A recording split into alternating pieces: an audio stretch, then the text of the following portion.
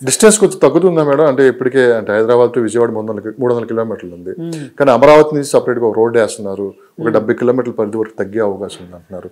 ఓ పక్క outer ring road వస్తుంది, మరో పక్క హైదరాబాద్కి RRR వస్తుంది. ఇంకా పెద్దగా దూరం అయితే కనిపించట్లేదు రెండు రాష్ట్రాల రాజధానులకి. సో మీరు అన్నట్టు విజన్ 40 కల్లా ఇదంతా 47 కల్లా మీకు చాలా డిఫరెన్స్ వస్తుంది. మరి ఈ టైంలో విజయవాడ హైవేకి మంచి డిమాండ్ కూడా ఉంటుంది అంటున్నారు, ఎందుకంటే 6 లైన్లు కూడా అక్కడ శాంక్షన్ అయింది. ఇంతవరకు మూలబడి ఉన్న విజయవాడ హైవే వెలుగులోకి వచ్చింది మళ్ళీ. అవును చెప్పండి, ఎలా ఉంటుంది మేడం అటు సైడ్? బాగుంటుంది, విజయవాడ హైవే బాగుంటుంది. ఇప్పుడు ఏంటంటే ఇన్నాళ్ళు నేను చూసిన దగ్గర నుంచి విజయవాడ హైవేకి మహర్దశ రాలా. ఇప్పుడు ఈ RRR వల్ల, ఔటర్ రింగ్ రోడ్డు వల్ల, RRR వల్ల 6 లైన్లు మళ్ళీ 6 లైన్స్, వీటన్నిటి వల్ల చాలా ల్యాండ్ బయటకు వస్తుంది. కొనుక్కునే వాళ్ళకి కూడా చాలా చాయిస్ దొరుకుతుంది, రేట్లు పెరుగుతాయి. ఎప్పుడో ఇన్వెస్ట్ చేసుకుని ఉన్న వాళ్ళకి ఇప్పుడు హ్యాపీ. ఒకప్పుడు 50 రూపాయలకి 100 రూపాయలకి గజం కొనుక్కున్న వాళ్ళు ఉన్నారు, ఇప్పటి వరకు కాపాడుకుంటూ వచ్చారు బంగారం కాపాడుకున్నట్లు. వాళ్ళకి ఇప్పుడు మంచిగా. హైదరాబాద్లో మార్కెట్ ప్రజెంట్ ట్రెండ్స్ ఏం నడుస్తున్నాయి మేడం? అంటే ఏం జరుగుతుంది? హైదరాబాద్ మార్కెట్ బాగలేదు అనే ఒక మాట వచ్చేసింది. అది కరెక్ట్ కాదు నా దృష్టిలో. ఎందుకంటే ఇప్పుడు మనం మన దేశంలో 2 ఎలక్షన్లు చూసాం. మనకి ఎక్కువ ఫండ్స్ వచ్చేది అమెరికా నుంచి, యూకే నుంచి. ఇప్పుడు అక్కడ ఎలక్షన్స్ జరగబోతున్నాయి యూకేలో, ఆల్మోస్ట్ జరుగుతున్నట్లు లెక్క. అమెరికాలోనూ జరుగుతున్నాయి. ఇప్పుడు ఎలక్షన్ ఇయర్లో ఎవరైనా సరే డబ్బులు బయటికి తీయరు. అందుకోసం ఏంటంటే అక్కడి నుంచి డబ్బులు రావటం ఆగిపోయింది. అక్కడ సాఫ్ట్వేర్ ఇండస్ట్రీ కూడా కొంచెం, అక్కడ అమెరికాలో ఆర్థిక మాంద్యం సూచనలు ఉన్నాయి. దాంతో ఏమైపోతుంది, అమెరికా నుంచి డబ్బు ఎక్కువ రావట్లేదు. ఈ పరిస్థితుల్లో ఏమైందంటే అక్కడి నుంచి ఇన్వెస్ట్మెంట్స్ రావట్లేదు కాబట్టి ఇక్కడ మార్కెట్ కొంచెం స్టాగ్నేట్ అయింది. పైగా పోయిన సంవత్సరం మనకి ఒక 6 నెలల క్రితం నుంచి, అంటే 2023 జూన్ నుంచి ఎలక్షన్ ఫీవర్లోకి వెళ్ళిపోయింది. అక్కడి నుంచి మళ్ళీ ఇప్పుడు మనం 2024 జూను జూలైకి వచ్చేసేసాం. ఇప్పటికి మామూలుగా కొంచెం స్టెబిలైజ్ అయ్యి మార్కెట్ స్టార్ట్ కావాలి లెక్క అయితే. కానీ ఒక 10 రోజుల నుంచి మార్కెట్ మళ్ళీ పుంజుకుంటారు. అదే నేను చెప్తున్నా. మళ్ళీ ఆ ఎఫెక్ట్ మీకు అమెరికా ఎలక్షన్స్, యూకే ఎలక్షన్స్ అయిపోయిన తర్వాత, అక్కడ క్లారిటీ వచ్చిన తర్వాత, అక్కడ ప్రభుత్వ విధానాలను బట్టి అక్కడ డబ్బు జనరేట్ అవుతుంది.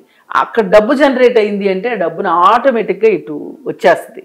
వస్తే మార్కెట్ మళ్ళీ డిఫరెన్స్ వస్తుంది. బేసిక్ ఎలాంటి చర్చ నడుస్తుంది రియల్ ఎస్టేట్ వర్గాల్లో ప్రస్తుతం ఉన్న పరిస్థితులు?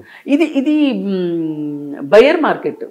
ఇక్కడ కూడా ఇప్పుడు డబ్బులు ఉన్నవాళ్ళు, అవసరాలు ఉన్నవాళ్ళు అమ్ముకుంటారు, డబ్బులు ఉన్నవాళ్ళు కొనుక్కోవచ్చు. కొనుక్కునే మార్కెట్ ఇది. ఇవాళ ఇక్కడ పెట్టినా, అమరావతిలో పెట్టినా. కొంతమంది అంటున్న మాట, బయట నుంచి వస్తున్న సమాచారం, అటు అమరావతి మళ్ళీ పునర్నిర్మాణం జరగబోతుంది, దాని ఎఫెక్ట్ ఎంతో కొంత హైదరాబాద్ మీద చూపిస్తుంది మార్కెట్ మీద అని చెప్పి వినిపిస్తున్న మాట.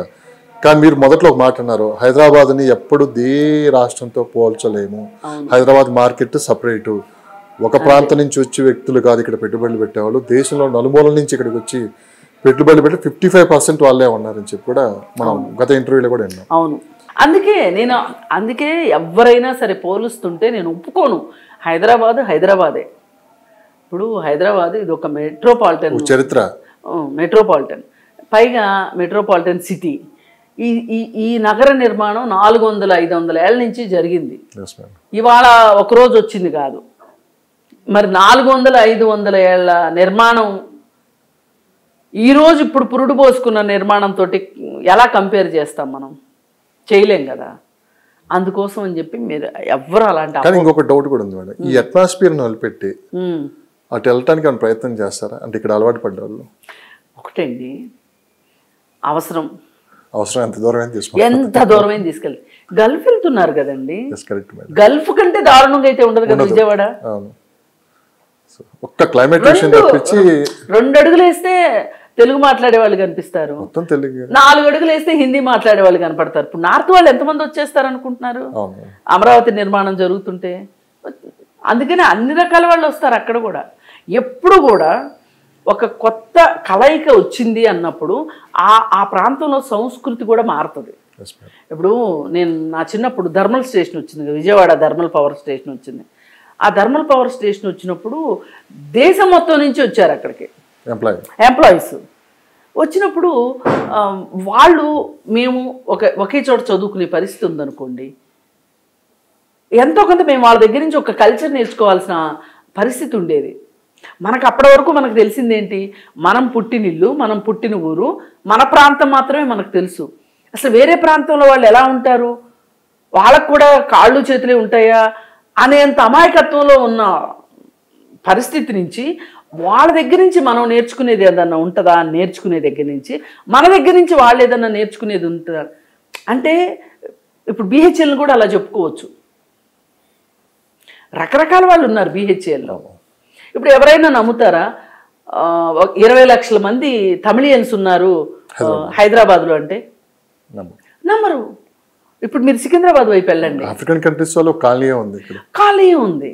అందుకని ఏంటంటే ఇక్కడ రకరకాల వాళ్ళు వచ్చేసేసి ఇక్కడ స్థిర నివాసాలు ఆవాసాలు ఏర్పరచుకున్నారు. ఇప్పుడు విజయవాడలో ఆటోనగర్ ఉంది కదా, ఆటోనగర్ అంతా అంటే మోటార్ ఫీల్డ్, చాలా మంది పంజాబీలు ఉన్నారు విజయవాడలో. హైదరాబాద్లో కూడా ఉన్నారు. అది వేరే